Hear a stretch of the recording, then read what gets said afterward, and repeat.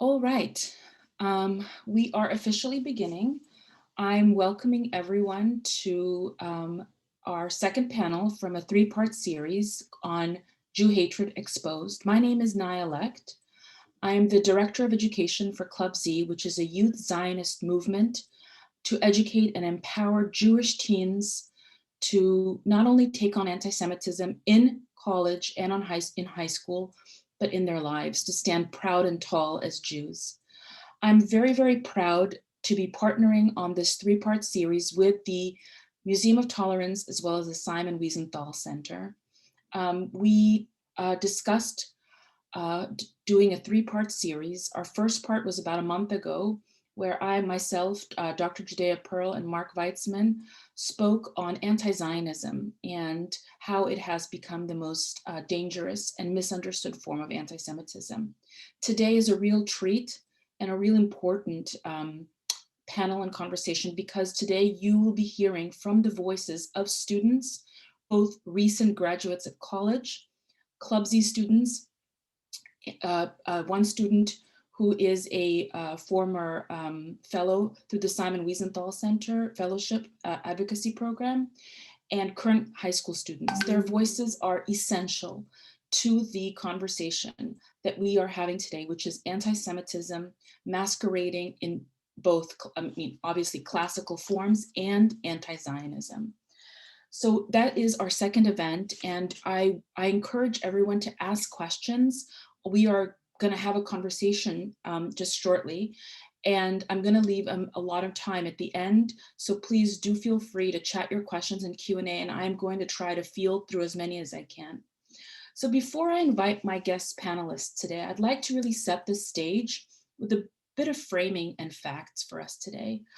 As I said, this event is meant to not only highlight, but amplify the voices of the people on the ground, the students who are encountering anti-Semitism in the classroom, whether it be high school or college.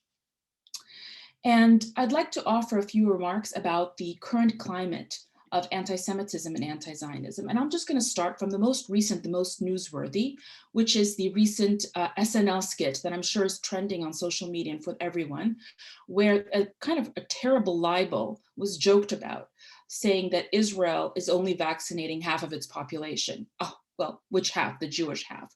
This is a terrible libel meant to malign, demonize Jews and the Jewish state. And this narrative, which was once, when I was in college, kind of a Looney Toony fringe narrative, is part and parcel. It's woven into mass pop culture right now. We're seeing it it's beyond the classroom. So it's very important that we hear these students and we hear how they're confronting and addressing anti-Semitism. All right, a few more remarks before we invite our students. One is a survey that we at Club Z conducted about 2 years ago. We wanted to understand American Jewish teens and how they are experiencing anti-Semitism. This is a very important moment, an important study, because usually when people want to get the pulse on American Jews, they don't really bring in the voice of the youth. And here are some important data points that I'd like to share that inform this conversation today. The first is that 1 out of 3 Jewish teens does not feel comfortable publicly proclaiming, identifying as a Zionist. They're told to check their Zionism at the door. They're told that if they want to participate in an intersectional activity or table, they must not bring up Israel too much. They must not be Zionists. Additionally, we asked them, what type of anti-Semitism are you encountering? So in addition to classical tropes, classical accusations of Jews controlling the world in the media, terrible Holocaust jokes, another new and common one is Jews, IDF soldiers are baby killers. Israel is an apartheid state. Israel is engaged in ethnic cleansing and really demonizing the state of Israel by comparing it to a Nazi regime. In addition to that data, another very important thing that I'd like to offer, which was in our study that we found, is that the most common place that students are encountering anti-Semitism is on social media, with 77% social media, and right behind that 57% in schools. This is alarming. This is a place where we should not be tolerating hate against any minority. And yet Jews are the canary. Jews are being targeted, as we see even with the SNL skit. So I'd like to bring all students to the panel today to have a really robust, honest, and difficult conversation about anti-Semitism, about anti-Zionism. So I'm going to introduce our panelists today. We have with us Philip Yorchenko. Hi, Philip. Philip is an alumni of Club Z. He did all 4 years of the high school program. He then went on to Wake Forest University, where he really took on Zionism head on. He took on Jewish anti-Zionist professors, professors who today are calling him, in a recently released video, Professor Barry Trachtenberg, calling Philip a, quote, Zionist supremacist. Philip started his own student group, chapter SSI. In addition, he was one of the first students to successfully lobby for the passing of the IRA definition in his student body. So I'm going to welcome Philip, and then I'll introduce Justin. So Philip, my question for you is, can you tell us, you did so much in college. I mean, really, you've shared so much with me offline about all the things that you did. Why did you do these things? What prompted you to want to take on anti-Semitism? And can you share your experience of taking on anti-Zionism with us today? Absolutely. Thank you so much, Naya, Simon Wiesenthal Center, and all other organizations supporting this event, and for giving me a voice to share my story. I knew that whichever college campus I go to, that being Jewish, being proudly Jewish, proud Zionist would be important. So that wasn't really a question for me. In terms of thinking about anti-Zionism and anti-Semitism, I was involved with Hillel on campus. I was involved with anything that involved Jewish life. I was there involved. And it didn't really start the conversation of anti-Semitism until our group became aware of a Palestinian Rights Awareness Week that was happening on campus. We were optimistic and we reached out to the organizers. We said, hey, this can be a sensitive topic. We are here as a resource from the Jewish community. Let us know how we can help. We love talking about, Palestinian culture. And they reassured us, thank you so much for reaching out. This is really going to be focused about Palestinian culture, history, art, poetry. We got it. And we said, wow, this is awesome. This is really great. Fast forward to the week of these events. We wake up one morning and on our campus, we have a student unions, kind of like the student center where all the different events are. There are a bunch of posters. And on these posters, there's literally one saying that it is an Israeli policy to murder children. There was another poster that had a timeline of the Palestinian heritage, and it had a bunch of different events of what the Jews were doing poorly to the Palestinian people. And it actually left out really atrocious events, really hardships that Palestinians had faced. For example, Black September, where over 3,000 Palestinians were killed. It completely left that out. And so at that moment, it was really clear for us that this Palestinian Rights Awareness Week had nothing to do with raising awareness for Palestinians. It was actually only a means to bash Israel. It was I would say, a rebranded Israeli apartheid week. Sometimes people make the analogy when you're trying to copy someone's homework, but you don't want anyone to notice, so you change the name or a few words. I mean, this is the perfect example of this.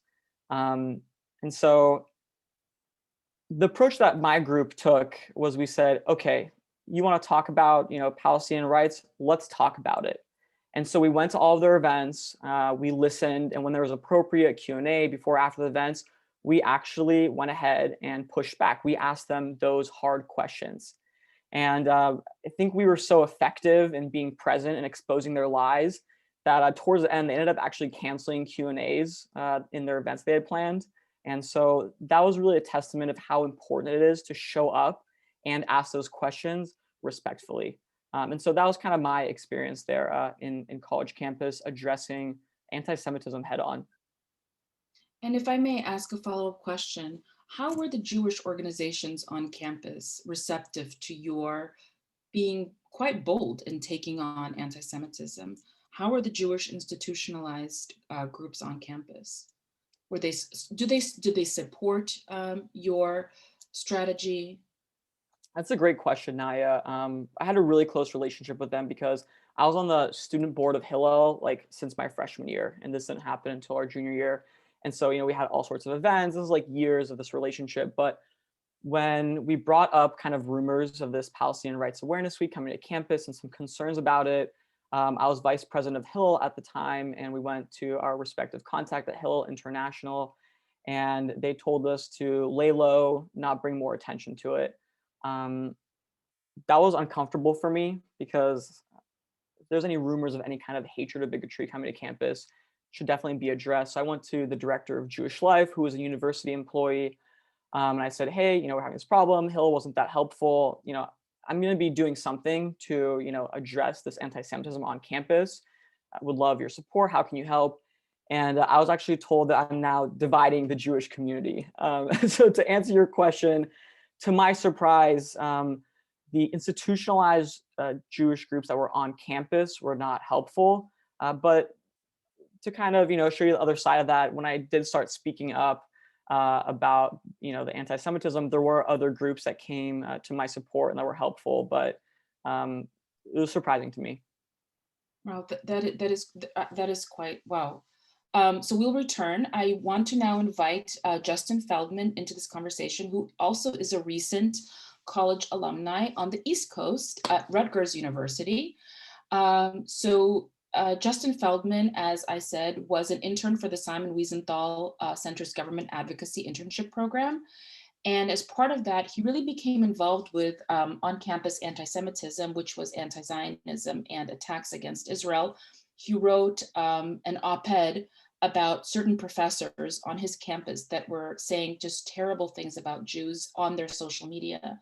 So Justin, just like Philip, can you tell us a little bit about your experience navigating, being on the ground, fighting anti-Semitism as a young Jew at Rutgers University? What was that experience like for you? Sure. Thank you for the introduction, and thank you for everyone who put this together. As Naya noted, I was a member of the Government Advocacy Internship Program at the Wiesenthal Center, and that was really all about learning how, aside from the internships that we had at local government offices and kind of understanding how to function in local politics, everything was about how do you defend yourself as a Jew? How do you defend Israel, not out of a form of quote unquote dual loyalties or anything, but just as an ally, our only ally, true ally in the Middle East, and how to have those tools necessary. So when I got back to school, I'm thankful that my experience in Rutgers was overall, especially my personal experience, not one filled with anti-Semitic attacks on me or too many people that I know. I can't say none, but it wasn't the same as some other universities and worse places, unfortunately. But when I was on campus, after getting back from the summer, there was some murmuring and some articles kind of in local news organizations sort of talking about there's a professor, maybe another two professors who all had varying degrees of really positive things to say about Jews and Israel. The most renowned of them was, at least in our community, was a professor of microbiology. He was the head of the department, Michael Chickendus, and his personal Facebook was filled with political, essentially Nazi propaganda cartoons from Der Stürmer, is what he was peddling. Then there was another professor, Jasbir Puar, who was a women's and gender studies professor, who wrote a book called The Right to Maim, how the Israeli army is purposefully maiming Palestinians in order to oppress them. And then my personal favorite, I guess I could say, was Mazen Adi, who worked as the UN ambassador and apologist for the Assad regime for 8 years, six of those years during the Syrian civil war. So the wonderful cast of characters all had just delightful things to say. Mazen Adi was set to teach a course called I believe, international criminal law and anti-corruption, and it was, of course, going to be focusing on just Israel, not the genocidal regime that he worked for, but Israel and the Jews. So hearing all of this come out and naturally becoming a big point of conversation in our groups, friends, the Hillel, the Chabad, it was well known, and I'm thankful that the Chabad and Hillel were very much aware and were more on top of it. I'm sure we'll get to that later. But my thoughts looking at this and speaking to some friends was obviously outrage. And at that point, I was in contact with Michael Cohen, the East Coast director of the Wiesenthal Center, my boss from the summer. And we thought that one, a good thing that I could do would be to write that op-ed, and that kind of went mini viral in the community, as viral as something in a local Jewish newspaper in Bergen County can go, but got the word out at least to the community in New Jersey and New York. But on the ground, speaking with another friend, we ended up starting a pro-Israel advocacy group of really student run sort of direction called Scarlet Knights for Israel, or Sky-Fi, Scarlet Knights being the Rutgers mascot. And that decision came mainly because while the Hillel and Chabad were thankfully very supportive and active and vocal, they're not students at the end of the day, and they didn't have that same sort of connection that we had in our various classes and with the other students. It's great to hear from the organization, and that strength that they have behind them, and the funding and the resources is obviously important, and they supported us through that, but they're not in the classes. They're not meeting these professors. And we felt that the best way to really approach those issues was to take them on ourselves. Well, thank you so much. I'll just make a very interesting comment and observation between Justin and Philip. Now, Justin and Philip are on completely different coasts. One is on the East Coast, one is on the West Coast. They both are probably about the same age. One student, I think, Justin, you came into college really not thinking that you were going to encounter really anti-Semitism, nor were you there, okay, I'm going to go take on anti-Semitism. This wasn't your intent. I don't think Philip also, I think Philip was more aware through Club Z that he was going to have that, anti-Semitism is very prevalent on college campus. And I think, by the way, the same thing is, my story is very similar, although much, many years before. I too went to college campus not thinking anything. And I think what unites the three of us, or the two of you really, is a very interesting common thing. Both of you started an Israel group on campus that didn't exist. So Justin, you started, not you, your friend, started Scarlet Knights for Israel. And Philip, you came and brought SSI to your college campus. I'm curious why. If there is a robust Jewish, Hillel, Chabad, why are Jewish students taking on anti-Semitism? Why is it on their shoulders to shoulder that responsibility? Similar to me, why was it on my shoulders, the responsibility to defend my Jewish homeland or to defend accusations against the Jewish people? I'm curious, because that seems to be a pattern, at least that I see between the two of you on both coasts. What are your thoughts? Why do you think that is? Yeah. Like I said, the one aspect is that we felt that coming from students would be a better sort of messenger than these groups. That it's expected that apparently not expected on every campus, unfortunately, but at least on ours, it was expected that the Hillel and the Chabad would be vocal about this. But having the students really take part in that was more important. And more interesting part of your question was why is that even something that we should have to do in the first place?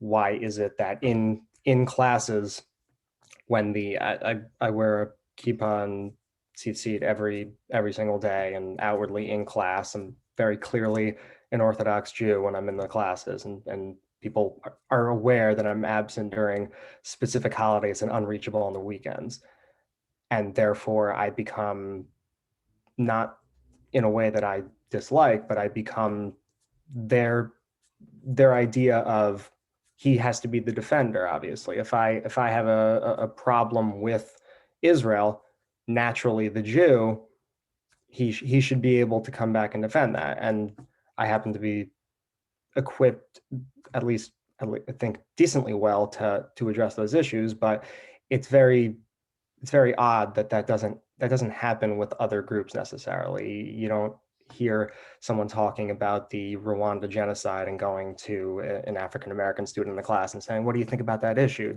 Whose side were you on during that?" It's very interesting. So as far as the motivation, we recognize that reality that is going to be the case. People are going to come to us with those questions or accusations, and whether we like that or not, we still have to be prepared. If we're going to be the defenders, we better have the tools to actually face that. My realization also came similar to Justin. I had this aha moment, and it was during my freshman year. I was on the Hillel board. As I mentioned, I was very involved. I wanted to start doing Israel events like Krav Maga events, maybe tabling outside, talking about Israel's involvement in the international scene.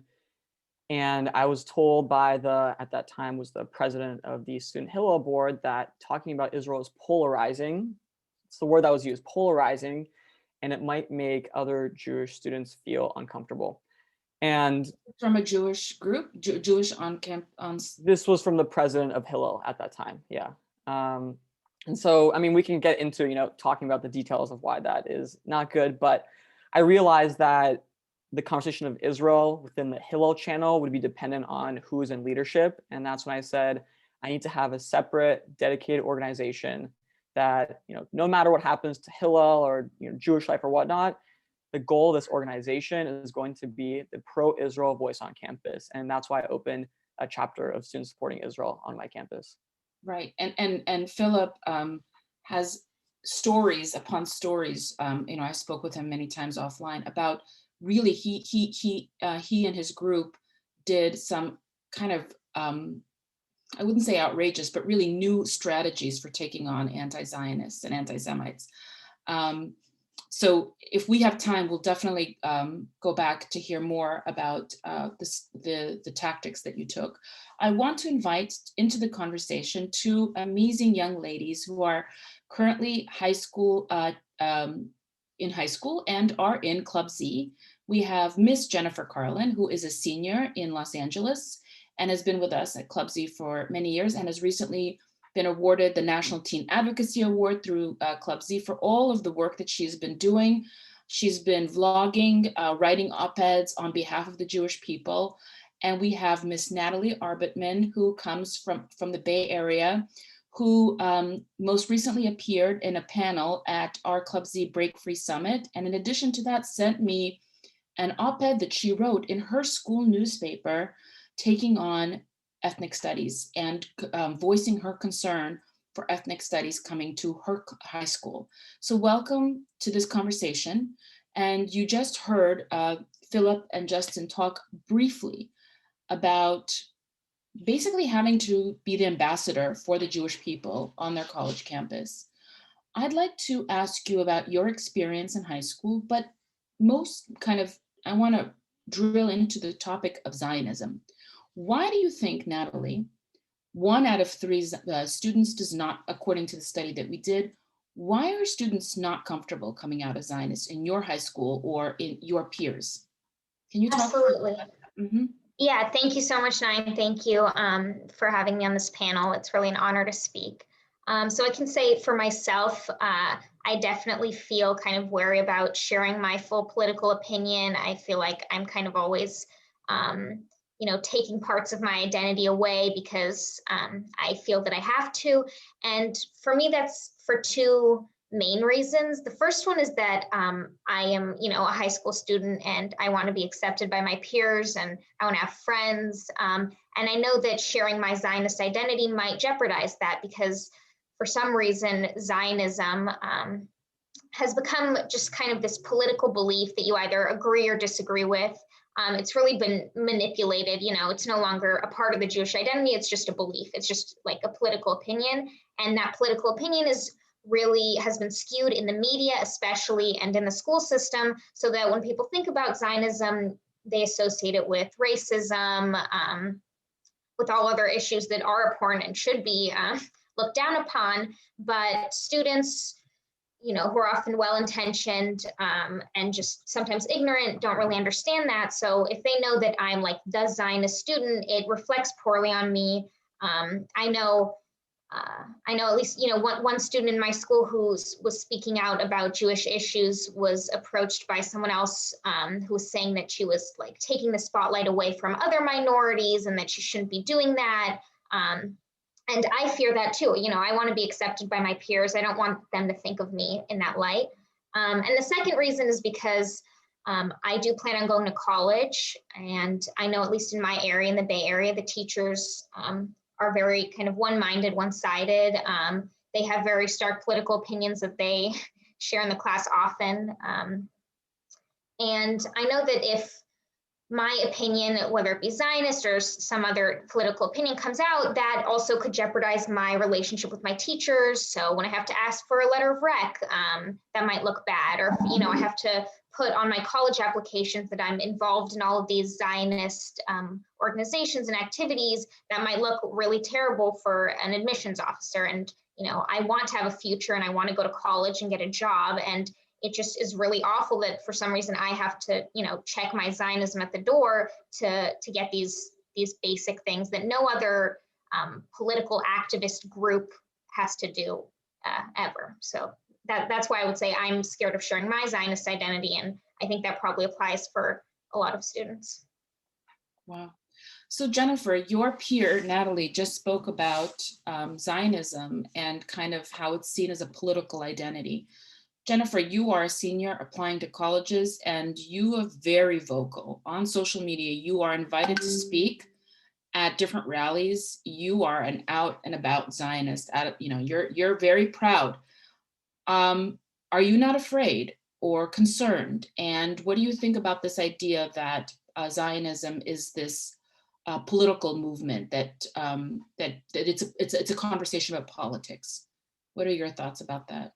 Again, so first of all, thank you so much for having me on this panel. I'm very honored. And so what I would say about me personally, why I'm not afraid to speak out about Zionism, I would say that, I guess, on one hand, one could say that it comes out of naivete in the sense that I haven't personally experienced much anti-Zionism or anti-Semitism, but I think ultimately what it boils down to is my sense of integrity, in my sense that if I live a life and I have to hide who I am and I have to hide my values and who I am as part of the people, that's not a life I want to live. And so I think that, being a Zionist, which I really think it's a synonym for being Jewish. The fact that we have this ism, the fact that Zionism is as seen, as an ism, as if it were, some sort of other political movement, or like a, some sort of even economic movement like socialism or capitalism or nationalism, it really detracts from the meaning of what it is. It's essentially the movement for the Jews back to their homeland. And I think we get so caught up on the suffix, and we get so caught up that we fail to see what it truly means, which is Zion, which is Jerusalem. And I think that is why oftentimes people will think of Zionism as simply a political movement, which, yes, of course it was, but that was because it had to become a political movement to realize the dreams of the Jewish people for thousands of years. So I would say that personally, I feel that I do what I do, and I stand up for, the Israel and the Jewish people, because that is the life that I know I have to live, because there is no other way. Right. But Jennifer and Natalie, I just want to spotlight Philip for a second. Philip was on college, taking on anti-Zionism, sometimes taking on Jewish anti-Zionist professors, and now is being called a Zionist supremacist.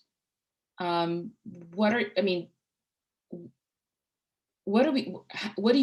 your thoughts? You have a lot of peers who are Jewish. How is that having conversations about Zionism and anti-Semitism with fellow Jews?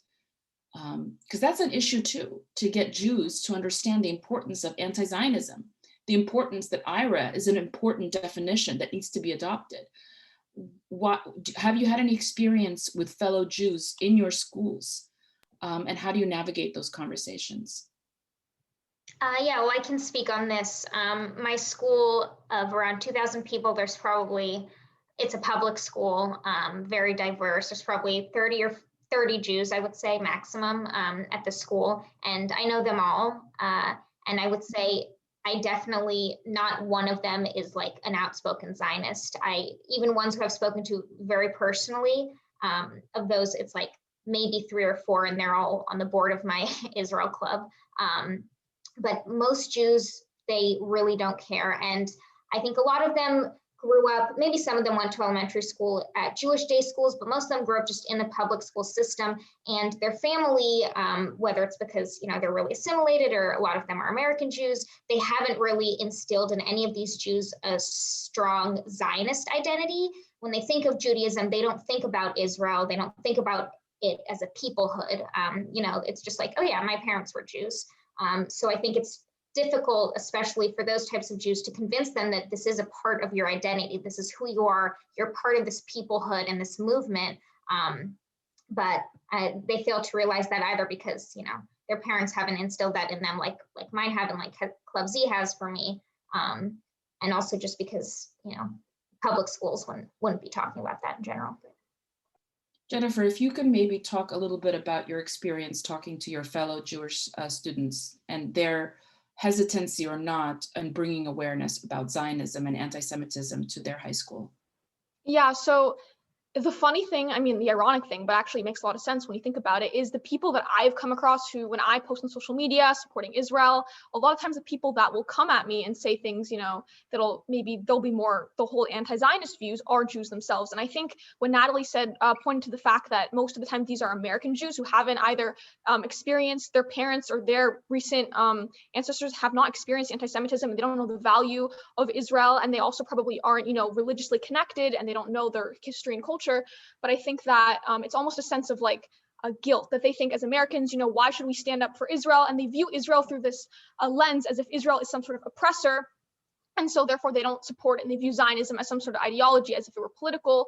And so because of this, they feel that they can't stand, they don't feel a need to stand up for their people, and they don't feel a need to stand up for Israel. And so I think that the problem is when they're just very disconnected and they have no sense of the fact that, you know, being a Jew means you're Judean, you're tied to a land that's historical, and they didn't grow up with it. So they feel that when they hear stuff on the news or the media, that's very, I guess, only spews the Palestinian narrative, they just automatically assume that's something you have to stand up for because they are the oppressed.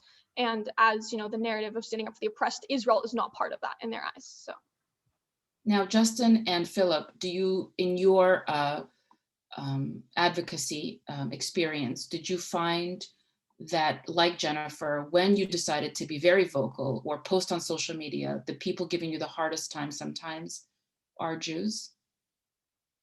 I mean, we need to talk about these things. This is uncomfortable, but it needs to be addressed. We need to have these uncomfortable conversations too. Yeah, Naya, I mentioned this earlier, but to my surprise, some of the biggest pushback I got from combating this anti-Semitism on my campus was from our very own established Jewish community that was there. And I kind of understand it. Like, I really do, right? If this person is a university official, they're getting paid by the university to make sure everything is, you know, going well. Their focus is tikkun olam and bagels. And so you can imagine their faces when they saw an article that an op-ed I had posted or something else that says, you know, Jewish students unite to fight anti-Semitism at Wake Forest University. They're like, what anti-Semitism? Probably. They're probably thinking, what anti-Semitism? Right. Well, first of all, you know, they try to avoid it any way possible. They try to hide it. But also, you know, if it does come up, they try to hide it as much as possible. They try to hide it because that's where their interests are. They're a university official. They want to, you know, recruit more Jewish students with admissions. They want to, you know, be part of other conversations. They want to be looked upon, you know, positively, you know, from their peers, from their coworkers. So if they start, you know, really standing up for students who, by the way, students are there for 4 years. This is not that long. And a lot of, you know, administrators, if they have a problem student, such as me, the Zionist supremacist, yeah, you really. Guys, after this Palestinian Rights Awareness Week, I made such a huge stink. I mean, I was in so many meetings every single week for like months until after that, because it was just appeasement. they said, okay, we want, Philip is going to talk. We can't really do anything about it. So he'll talk behind closed doors. And they sat down every time I wanted to meet with them. And it was some high up leadership as well. They would always meet with me. But then I graduated and now their problem, am gone. So I think that's kind of what they are hoping on. Justa, do you have any of your experience with that? Yeah, like I said, at Rutgers, I didn't have too many issues with other Jews really facing me down with that. I did find that I'm outwardly Orthodox, like I said. I have friends who were more conservative as they identified, more traditional, reformed. And because we were more insular of a community, it happens to be there are many, many Jews on Rutgers campus. Many don't really identify as Jews, but the ones that did and that were involved in Hillel was the biggest on campus in the country, I believe. So there was a lot of involvement from different denominations and different forms of Jewish identification. People have disparate views on Israel, disparate views on religiosity and daily Jewish practice and politics, of course. And I did find that because I knew these people and we may have disagreed on insert hot button political issue, they knew who I was and I knew who they were. And there was this mutual respect with those people, regardless of the fact that we disagreed on maybe some fundamental issues. When you don't know somebody, or when he's just the Orthodox guy and he's trying to shove down his views, or that's just the traditionalist reform person who doesn't even care about Judaism, you're throwing out these assumptions that might not exist before. So if you're not involved with that on a day-to-day level or with these people, you might not connect in the same way. So I thankfully didn't have that experience, but when you, at least what I've found is when you take the actual cultural aspect away from the Judaism and you're only left with that ethnic identity, often if you have no connection to the land of Israel, like the girls were saying, if you didn't grow up caring about that, like Philip said, it's just bagels and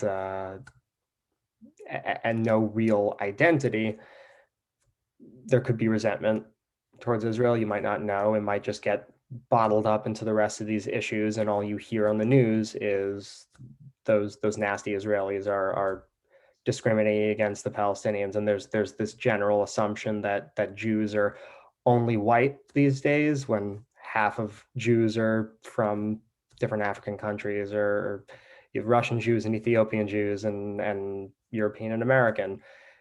So that just gets lumped into a general, it's just a power hierarchy, and the Israelis are victimizing the Palestinians, and there's no real education there.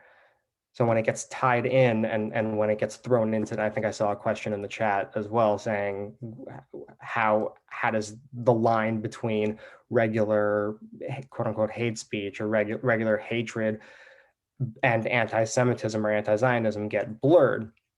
And I think that sort of issue, once you make it just another racism or sexism or homophobia, and it's not what the actual issue is, and it's not unique to that issue, then you can just easily write it off and say it's whatever. It's just a bunch of white Israelis complaining about something, or it's just a bunch of Jews stirring up a storm, and we should keep quiet because we want more people to come to our events, and we shouldn't talk about that, like Philip was saying. So it's a bit of a long-winded answer as far as my opinion on that, but you have to be very careful with the objective and the definitions that you're working with, and know who you're speaking to. Okay. Well, I think this is a good time for us to now open it up to a lot of people are asking questions. I would just like to kind of summarize the four of your points, which is no matter what age, what coast. It seems that today's anti-Semitism, i.e. anti-Zionism, is singling out Israel, is making Jews have to answer for Israel. It's making Israel the new surrogate for attacking you as a Jew. And so we need to, one, address that. That is anti-Zionism, that is anti-Semitism. The other thing, obstacle that I at least see here is obstacles from within the Jewish world, fellow Jews uniting, fellow Jews having the Jewish students' backs. And that's a really important point that we all need to pause on. And something that many, many people are writing is, what about making alliances and coalitions with other minorities? Why is that? Why are you having a hard time? Why are Jewish students on campus, whether in high school or in college, not successfully making these alliances? Who would like to take that? Why do you think that Jewish students are having a hard time making those alliances with other minority groups? Why are you not welcome? Or do you think we haven't done a good enough job? I see Jennifer, you want to say something? I was going to say that I think first and foremost, the problem is that we're coming too late to the situation, because groups that like the Students for Justice in Palestine, I know that they've done a terrific job in partnering, and they essentially, their narrative falls right in with the white man, the colonial man oppressing every other minority group. And so they've done a great job. I mean, I personally am not on campus, maybe Philip or Justin can speak to that a bit more, but they've done a fabulous job of being able to solidify their connections with other minority groups. And I think that when the pro-Israel, I mean, obviously it's the, supporting of the Jewish narrative comes into play. And, people already have this view that Israel is the oppressor. It's a lot harder to get into their minds and completely shift their mind and allow them to understand the truth of the matter, which has been distorted previously by SJP. So I think the fact that we're coming a little bit late to the game is an issue, but I think perhaps Justin or Philip could speak more to my point.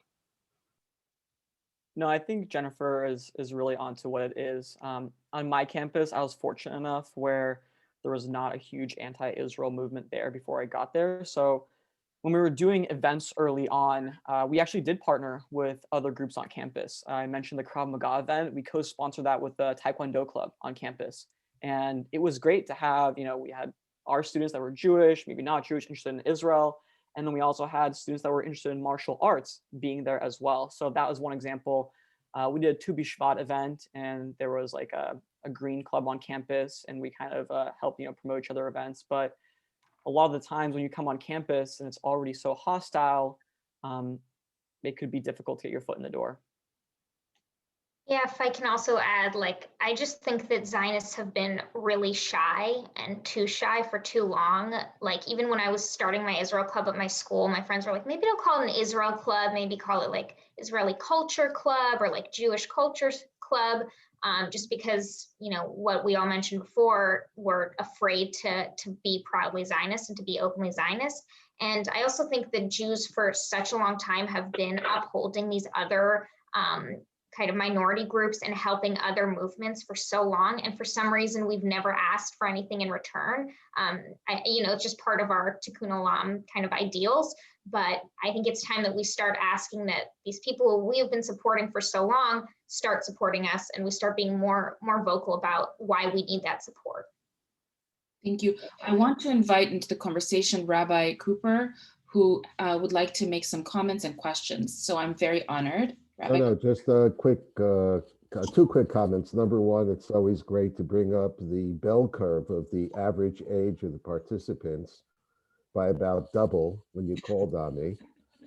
So yeah, once upon a time, and I just want to commend the entire group how important it is for us over the Hill Gang to know that new generations are coming forward with new tactics. But I want to especially call out Philip, not because he has so much more hair than I, but because he's done so.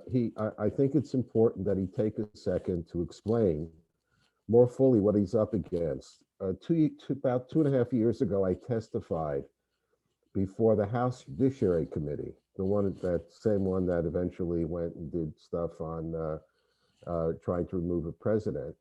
And the topic of the day was the IRA definition, essentially, and whether the House of Representatives would follow the Senate and just pass it. Well, there was someone from Phillips School who's professor of Jewish studies. He holds a chair, who sat next to me and told the full House Judiciary Committee that it was absolutely appropriate and not anti-Semitic for anyone to call out Israelis as Nazis. So I just want, you've got a phenomenal response across the country from young people who are watching and listening. And, I want to bless every single one of them. But I think the activists who are on today, who just really just want to go to school and get good grades and still do, understand that when you step forward, don't assume that there's anybody behind you automatically, or that the adults in the room are going to endorse what you're doing. But you should not question. Justin doesn't, Philip, Natalie, first time, I've heard about Jennifer. Trust your Jewish DNA, find people, find the adults, and there always are adults in the room who can help. And remember also that the story of the Jewish people is not only the story about Jewish institutions. The needle is always moved by individuals. And never mind the age of the people on this wonderful event. I wish some of the adults in the room, who have the institutions and have our best, really care for the Jewish people, but maybe have forgotten some basic lessons. Sometimes I'm sure you get up in the morning and wonder, maybe I'm crazy. No, in the situation you talk about, yeah, sometimes everybody else is nuts.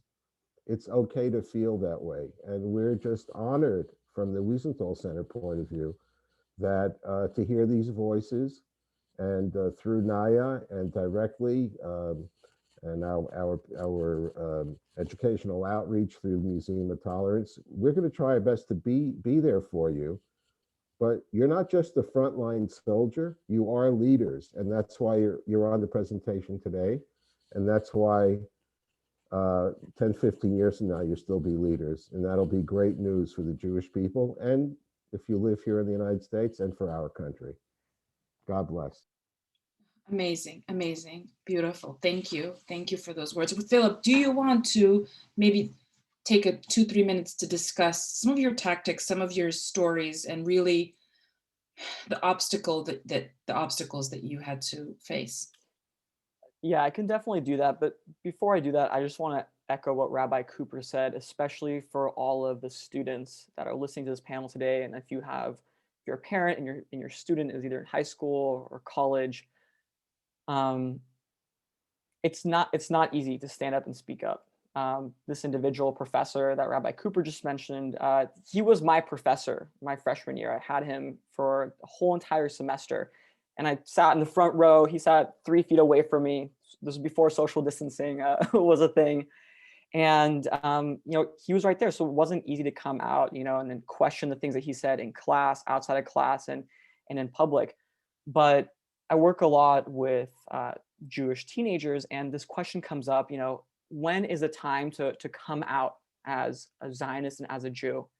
And in high school, I hear a lot, as soon as I get into college, I will then come out. You get to college, it's as soon as I pass this class, I will come out. And further into college, as soon as I get my first job, I will come out as a Zionist. Now you're in your first job. As soon as I get promoted, as soon as I get my career established, it's a never-ending line. So for anyone that's out there that is in a situation where they see some signs, some smell of anti-Semitism, of Jew hatred, I just want to tell you that now is the time to come out, and you will be surprised. Other people will be inspired, they'll see you, and they will also join you. And so I just wanted to touch upon that there, Naya. Wonderful, thank you. We do have some other questions regarding education. So I'm going to try to synthesize this question into my statement / question for you, for all of you on this call. Many people are asking, so what's the best education? Okay, I'm going to reframe it a little bit and say, we have so many different types of Jewish education. On top of that, we have so many different Jewish advocacy groups. Why do we have so many different groups? What are we getting right? What are we getting wrong? Why do we have so many working definitions of anti-Semitism? We do not have working definitions of racism. Why are we still, why are we still struggling? And why are we still struggling as Jews in the advocacy space, in the Jewish education space? What are your thoughts? Now, just to give the audience listening a couple of interesting context, Jennifer goes to public school, but went to Jewish day school. Natalie, all her years public school, but was raised by Soviet Jewish parents. Philip, Soviet Jewish parents as well, went to Jewish day school in the Bay Area. And Justin went to a modern Orthodox, if I understand, a school in New Jersey, never ever having to face anti-Semitism in high school, and comes on campus. All of you come from very different, diverse Jewish backgrounds, yet we're here today talking about anti-Semitism that has been institutionalized in school. Had you asked me 10 years ago, is anti-Semitism institutional in America, I would have rejected. I think we're in a new era. I think especially because of the ethnic studies model curriculum, which we didn't really touch upon today, but what is it? Why are there so many Jewish advocacy groups? What are your thoughts? Yeah, I mean, I just think, again, like Jews have always been, we're just not unified. And it might be in some way, again, because, you know, we feel that we have to check some part of our identity at the door. So all of these different Jewish groups, it's, you know, taking all of these different Jews from these areas and kind of trying to put them in this box, you know, while remaining Jewish. But again, Zionism, for some reason, hasn't made it into a lot of these spaces. I haven't really been parts of other groups that haven't been like explicitly Zionist, but I know BBYO, for example, a big Jewish youth group, I don't think that they talk about Zionism whatsoever. And I know that a lot of the members, at least in my area, are definitely not Zionists. And I think, again, it's just because we're not being proud Zionists and not being proud Jews, and we're kind of paring down some parts of our identity to fit in. And all these groups are kind of enabling that. Okay. I mean, to add on to what Natalie was saying, I think just if you just looking historically, Jews, we've always, you know, the classic saying, 2 Jews, 3 opinions. We're always, I don't think as a people, we've never been unified in the sense of our ideas. And so I think because of that, we're always going to have many different organizations and people trying to either be, on one hand, super proud Zionists who will be unapologetic and, you know, speak their truth, and other people who will try to, you know, I guess, take some of the ideas of maybe progressivism or other sort of ideas and try to, you know, kind of water down Zionism to fit in with other groups. And so I think that ultimately trying to, you know, create some sort of like one big organization that will fight anti-Semitism and fight anti-Zionism that's never going to happen, because Jews were always going to be a people of many minds. But I think that's honestly, on one hand, it can also be our strength, because I think that really puts the power in the individual. And I think like Philip and Justin have done and created clubs on campus, I think it really means that we have to empower ourselves in each person and each group on campus and stuff like that. We need to take the power. We understand this is our responsibility, each person, because there's never going to be, you know, one unified Jewish group that will do this for us.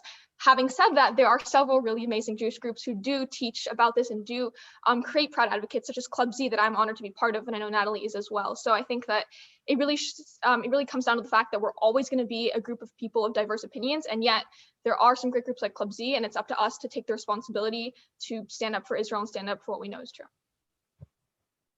Yeah, as Jennifer and Natalie just said, it's Jews were not known for strict cohesiveness.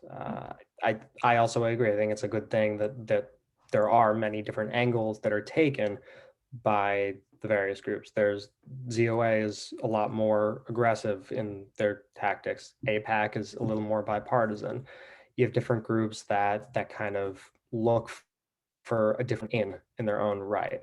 I think that what makes the issue really unique is that when like Jennifer was saying, when people try and water anti-Israel advocacy and philo-Semitism, when they water that down into just another progressive movement, or it's just the same thing as racism or sexism or anything of that sort, it does cheapen the fact that anti-Semitism and anti-Zionism is a very unique kind of thing. Jews are simultaneously the scum of the earth and rats who are useless and incapable and inferior, yet we also control the world. We're the communists, but we're also the socialists and the capitalists. We're in charge of that bank who's against that bank. And somehow we have our hands in every jar. I wasn't invited to the meeting, but apparently that's what they tell me. When it comes to anti-Zionism and anti-Semitism, and again, I also saw in the chat, somebody asked what is the difference? Is just criticizing Israeli policy anti-Semitic?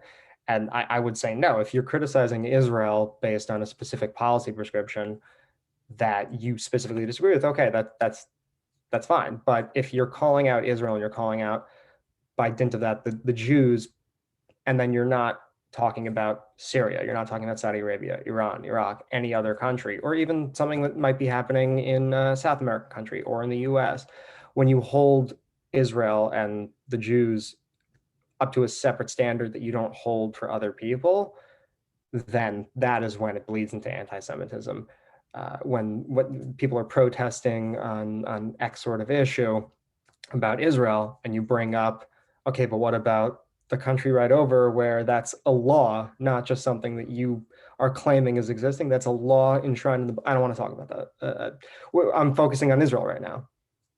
Okay, well, that's something to unpack. So when you become far too myopic with the issue and you're saying, no, just Israel, that's that double standard, and that's when it becomes dangerous. So to bring it back to the beginning, having those varying groups looking at that issue is just a natural byproduct of the fact that this is, because it's so multifaceted, and because anti-Semitism and anti-Zionism is just this eternal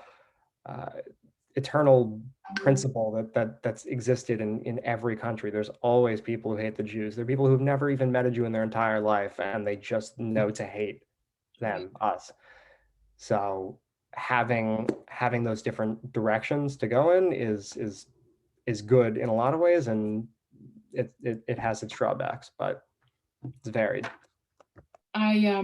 I want to say that we're really 1 minute out of time. I want to tell the young people on this panel, I want to read some of the comments that people are saying. You are amazing. You give me hope. Thank you for taking on your professors and anti-Semitism on your campuses. Another person, you are rock stars. Thank you for everything you do, with emojis of hands. This is important. As Rabbi Cooper just said, yes, there are institutions. And yes, they can seem daunting to take on. Your voices, you are leaders. Your gut, as he said, your Jewish gene is your moral compass, and do not shy away. I'm very honored to have moderated this panel with the four of you. I know that Justin and Philip are on the way out. They left college.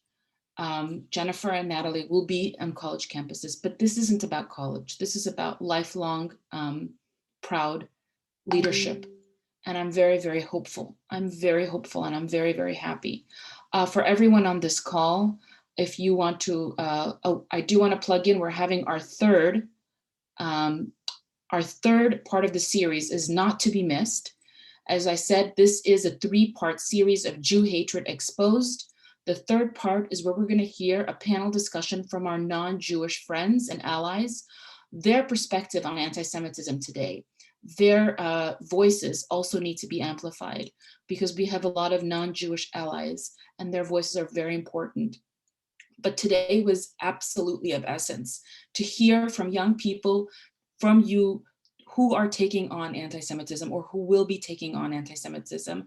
I know that some people are dropping in a few things in the chat for you guys to follow some links. Club Z just released a video on 6 accusations made against Jews in the state of Israel. Please take a look at that video, share it widely. As you see, we have amazing young people because they've been educated in a robust, rich, in-depth education. And so one of that points of our education is anti-Semitism, educating yourself about anti-Semitism. This video, though 5 minutes, really drills into the 6 major accusations waged against the state of Israel and Jewish people historically. I thank everyone for taking their time on Sunday to be on this urgent and important matter. Thank you, Jennifer, Natalie, Justin, Philip. Thank you so much. And I am truly, really honored. So thank you so much. Thank you so much for Thank you, having Naya, us. for having Thank us. Thank you, Naya, And Simon this will be Center, and everyone. recorded, and they'll be sending the recording to those who registered. So thank you. Yes, thank you.